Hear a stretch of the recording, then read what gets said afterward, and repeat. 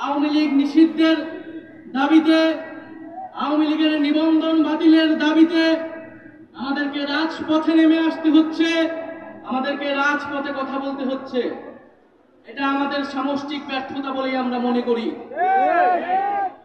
আমরা জুলাই গণঅভ্যুত্থানের প্রেক্ষিতে যে অন্তর্বর্তী সরকার গঠনে অংশ নিয়েছিলাম, সেই সরকারের কাছে আমাদের অন্যতম দাবি ছিল, জাতির কাছে আমাদের অন্যতম প্রতিশ্রুতি ছিল, জুলাই গণঅভ্যুত্থান সহ বিগত 16 বছরে যে ফ্যাসিজম স্বৈরাচার তৈরি হয়েছিল বাংলাদেশে, তার বিচার নিশ্চিত করা। বিচার এবং সংস্কারের জন্যই মানুষ রাজপথে নেমে এসেছিল।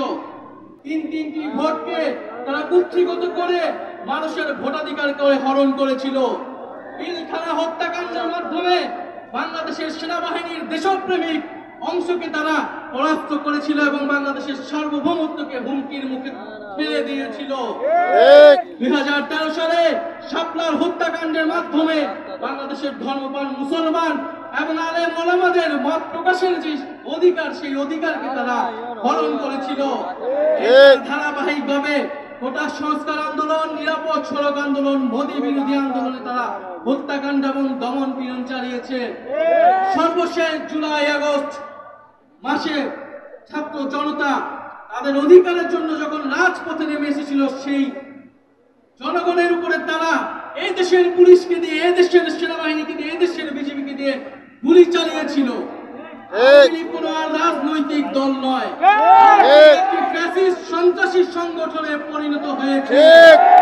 আওয়ামী লীগের রাজনীতি করার আর কোন আলোচনার প্রশ্ন থাকে না। আওয়ামী লীগকে আমরা এই জন্য বলছি যে আওয়ামী লীগের নিবন্ধন বাতিল করে তার রাজনৈতিক এবং সাংগঠনিক কার্যক্রম বিচার চলা পর্যন্ত নিষিদ্ধ ঘোষণা করতে হবে। দুঃখের বিষয়, বর্তমান পরিস্থিতিতে আমরা দেখছি গত 9 মাসেও বিচার কার্যক্রম দৃশ্যমান হয়নি। জুলাইয়ের শহীদ পরিবার এবং আহতদের যে রাষ্ট্র দায়িত্ব নেওয়ার কথা ছিল, তাদের যে মর্যাদার জীবন নিশ্চিত করার কথা ছিল, সেই নিশ্চিত করতে পারেনি এই অন্তর্বর্তী সরকার। এবং আমরা দেখছি দুঃখের সাথে যাদেরকে গ্রেফতার করা হচ্ছে তারা জামিনে মুক্তি পেয়ে যাচ্ছে, বিভিন্ন জায়গায় মামলা বাণিজ্য করা হচ্ছে এবং বিভিন্ন রাজনৈতিক দলের আশ্রয়ে আওয়ামী লীগ তৃণমূলে পুনর্বাসিত হওয়ার পরিকল্পনা করছে।